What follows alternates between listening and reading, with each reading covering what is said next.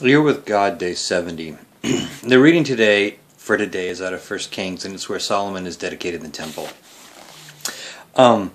He dedicates the temple, he prays over it, and a big part of his prayer is, God, when the people sin and they come to this place and they repent, be merciful, be gracious, and forgive.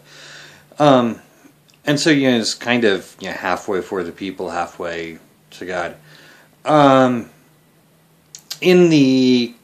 For the practice for the day, or in the commentary, the authors raised the question of how it feels different to confess sins in church with a pastor at the front than it does to a small group or individually.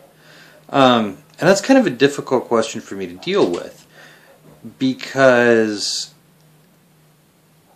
in our tradition, the way I was raised, the way I was taught, was not to wait, but to confess a sin as soon as you were aware of it. And confession was always taught as something that you do as soon as you can, and it's something that's between you and God, and no one else is involved.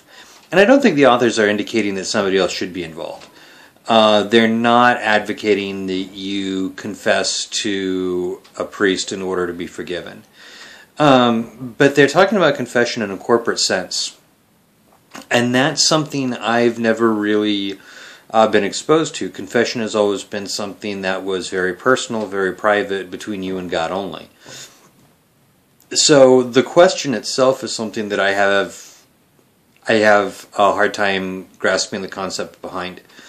And it's something I've wrestled with quite a bit after reading this. How would that be different? Why would that be significant? What would make that any more or less significant than the way I was taught with confession? And to be honest, I haven't come up with a good answer yet. I don't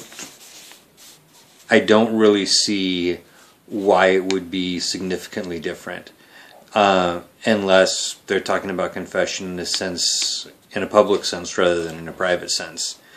So I have to confess to a little bit of a disconnect with this particular day, and it's something I will probably continue to wrestle with for a while as I work through it. So those are my thoughts on day 70.